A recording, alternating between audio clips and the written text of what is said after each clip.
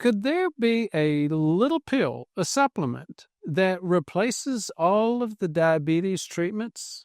Ozempic, metformin, pioglitazone, all of those things of the past, and just with a relatively harmless supplement. Can it even reverse arterial damage that you get from prediabetes and diabetes? Let's take a look. What we're talking about here is berberine. I hear this a lot from my patients. Hey, doc, I don't want to take metformin. I'm taking berberine instead. Can it accomplish all this? Well, berberine is a valid supplement. There's information, there's evidence that would show that it really does help. It's a bioactive compound coming from a plant.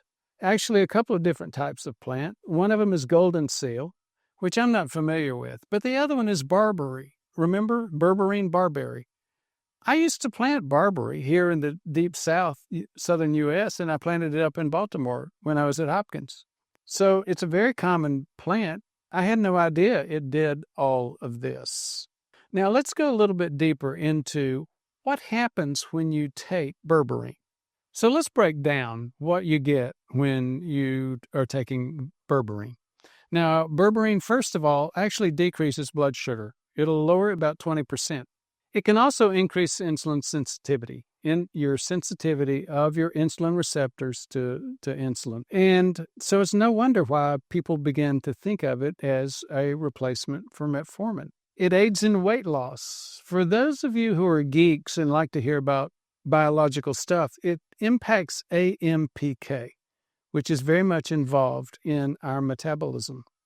It might reverse arterial plaque. There's actually evidence that it can help. You know, if you know women that have PCOS, polycystic ovarian disease, it helps with that too. Again, very, very similar to metformin. So what's not to like, right? Well, not so fast. It does have some side effects, mostly GI side effects. It can irritate your bowel, and you take it too often, you can irritate your bowel even more. So timing matters. It can also interact with drugs, like especially blood thinners or antibiotics.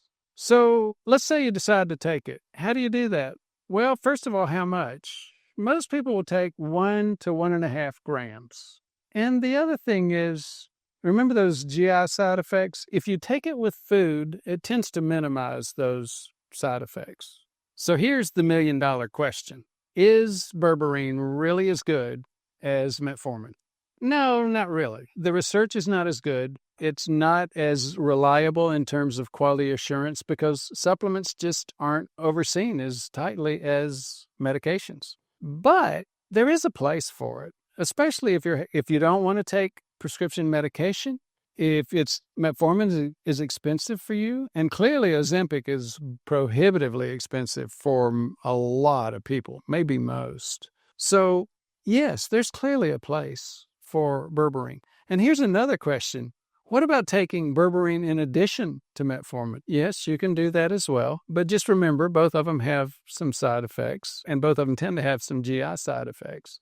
You can get through both of them. And I know a lot of people, myself included, who have taken both metformin and berberine. Now, if you're thinking, well, berberine is much more natural. It comes from a plant. Let me just remind you, metformin comes from a plant too. You know, and if you're thinking about this, hey, wait a minute, berberine comes from a plant. Metformin comes from a plant. What about some other things that you might have heard of? Remember, Grandma used to say apple cider vinegar, or she may have said, hey, take some cinnamon.